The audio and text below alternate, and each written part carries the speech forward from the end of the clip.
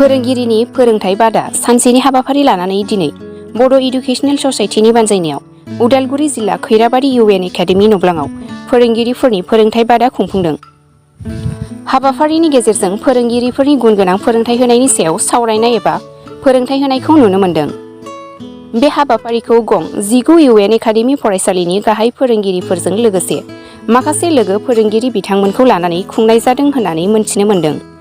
लोगोसे हाबाफारिनि गेजेरजों फोरोंथाय लानाय फोरोंथाय मोननायनि गेजेरजों उननि समाव फरायसा फरायसुलि बिथांमोनखौ गुन गोनां गोग्गो सोलोंथाय होनो हागोनखौ नुहुरदों। हाबाफारिनि गाहाय आलासिजों लोगोसे फोरोंगिरि बिथांमोना खौरांगिरिनि गेजेरजों मा फोरमायखो मिथिना लानाया जोबोरैनो गोनां।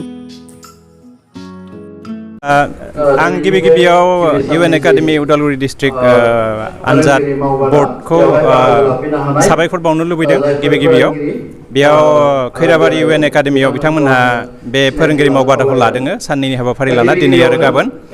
आङो रिसर्स पार्सन हिसाबै बेयाव नुजाथिफैदों। मानो होनोबा जोंहा फोरोंनाय बिथिङाव गोबां जौगाखांहोनो गोनां दङ फोरोंगिरिफोरखौ आरो निउ एजुकेशन पलिसि फैनायजों लोगोसे फोरोंगिरिफ्रा आरो गोबां खोथाखौनो मिथिनांगौ दङ।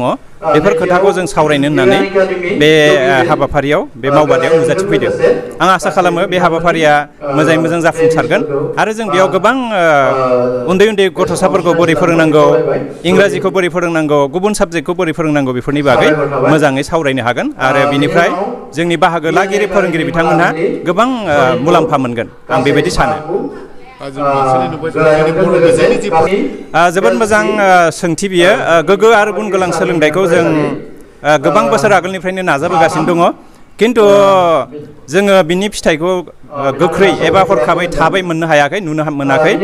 दा बेखौ लानानै जोंनि समाजाव एसे मालाबा गोरोन्थि बुजिलायनायबो दं, जायनि थाखाय गारजेन बिथांमोनहा इंराजि मिडियाम फरायसालिफ्राव गावनि गथ'फोरखौ हरनाय जों नुनो मोन्दों। खिन्थु बे नङा, जोङो बर' बिजोंजोंनो गुन गोनां आरो गियान आरो गुन गोनां सोलोंथाइखौ जों होनो हायो।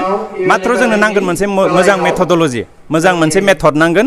बे मेथडआ दिनै रावबो होखोमाया बेखौ। इंलेन्डनि, आमेरिकानि, अस्ट्रेलियानि, जापाननि जों बायदिसिना मेथडखौ लानो हायो दानिया।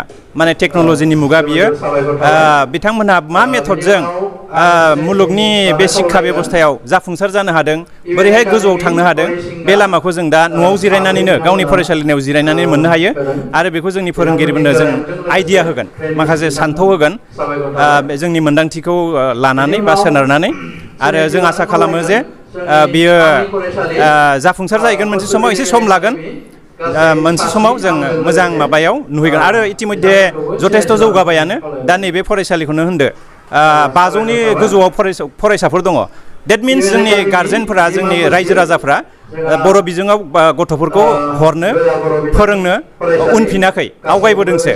दा बेखौ नायोबा जोङो गोदान टेक्न'लजि, गोदान मेथड लानानै बिथांमोननो लामा दिन्थिबानो जोंनि फोरोंनाया मोजां जागोन आरो बेयाव जों गुन गोनां आरो सोलोंथाइखौ होनायनि गेजेरजों जों जेरैबायदि सानदोंमोन समाजखौ गोजौआव लांनांगौ, बोखांनांगौ, बड'फा U.N ब्रह्मनि जि मोनसे मिजिं, माने मास्टार रेस दानायनि, बे सिमाङा मोगथां जागोन होननानै आं सानो।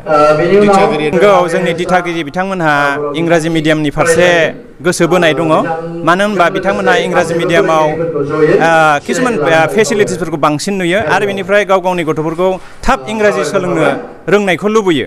माने इंराजि बिजोंजों थाङोबा जेन गिदिर मानसि जाहैनो हागोन बेबायदि सानो। खिन्थु बे बाथ्राया थार नङा। जों नुनो मोन्दों जे उनाव ओरैबायदिबो जाहैनाय दङ, इंराजि मिडियामजों थांनाय गथ'फोरा बे हालावबो थाङा, मैयावबो थाङा, बिथिंबो जाया जाहैयो। बे नंगौ जे साफा सानै गथ'फ्रा उथ्रिसार जाहैनो हागौ। आरो जोङो बर' बिजोंखौ नायोबा बेयावबो जों गोबां मोजां गथ'फोरखौ नुनो मोनो। दिनै हायद्राबाद सेन्ट्रेल इउनिभारसिटियाव सिन्थाय जोंनि माबा दं, बड'लेण्ड इउनिभारसिटियाव दङ, गुवाहाटी इउनिभारसिटियाव दङ बर' बिजोंजों फरायलांनाय अनेक प्रफेसारफोर, आरो बिदेशावबो दङ जोंनि मानसिफोरा बर' बिजोंजों फरायलांनायफ्रा। नैबेफोर फोरमान खालामो दि इंराजि बिजोंजों नङा, बर' बिजोंजों मिडियामजों गावनि बिमानि रावजों सोलोंबाबो गावनि साननायखौ जाफुंसार खालामनो हायो। बे थार बाथ्रा। बेखौ सोलोंथाइ बिगियानिफोर बा एजुकेशनिस्टफोर, फिल'सफारफोर बिथांमोनाबो बुंलांखादों, गावनि बिमानि रावजोंनो सोलोंथाइ होनाया बेस्ट जायो, साबसिन जायो। जोबोद साबायखर। Udalguri district UN Acadomey exam board लोगोसे बड' इडुकेसन ससाइटिनि जि मोनसे फोरोंगिरि मावबादा बेखौ खुंनो जोङो 8 आरो 9 साननैनि हाबाफारि लानानै जोङो खुंदों आरो बेखौ खुंनो मोननानै जों जोबोद गोजोननाय मोन्दों आरो बियो देग्लायल' नङा बे बोसोरफ्रोमबो जों खुंबाय थायो जों टिचारफोरखौ माबोरै इमप्रुभ खालामनो हायो गथ'फोरखौ माबोरै बे टिचारफोरनि गेजेरजों गुन गोनां सोलोंथाइ होनो हायो बिनि सायाव जों नोजोर होयो बे हिसाबै जों खामानि मावगासिनो दङ जोंहा दायो 19टा स्कुल माने 19टा स्कुला बेयाव बाहागो लादों जोंहा नार्सारिनिफ्राय क्लास 3 सिम बेखौ जों टारगेट खालामदों जोङो फाउन्डेसन लेभेलखौ गिबियाव जों थिक खालामनो थाखाय जों लाहार फाहार खालामदों थांखि लादों दा बे हिसाबै बे ट्रेनिं हाबाफारियाव जोंहा 100 टिचारा बाहागो लागोन आरो आसा खालामो बिनि गेजेरजोंनो जोंनि गथ'फोरखौ मोजां सोलोंथाइ होनो हागोन बे मोनसे टारगेटाव जों खारगासिनो दङ आरो जोङो गिबियावनो मेनलि फाउन्डेसन स्टेजखौ जों थिक खालामनो थाखाय जों माबा खालामदों थिक खालामदों आरो बेयाव जिथुनिखि निउ इडुकेसन पलिसिनि FLN होननानै बुङो बा निपुन भारत बिनि सायावबो सोलोंथाइ होनाय जागोन आरो मोनसे दङ जोंहा माल्टिलिंगुवेल मोनसे मादार टां बेस्ड माल्टिलिंगुवेल इडुकेसन बेखौ एमिलि होननानै बुङो बिनि सायावबो जोङो ट्रेनिंखौ होनाय जागोन आरो बिनि गेजेरजों जोङो प्रेक्टिकेल मेथडजों माबोरै गथ'फोरखौ फोरोङो बे मेथडखौ रिसर्च पार्सन बिथांमोना होगोन आरो बेयाव बिथांमोनखौ मोननानै जों जोबोद गोजोननाय मोन्दों बेयो साननैनि हाबाफारि लानानै जों खुंदों 8 आरो 9 गंबेसे फरायसालि आरो साबेसे बेयाव 19टा स्कुला बाहागो लागोन 19टा स्कुला आरो अलरेडि जोंहा टिचारा 100 प्लास जागोन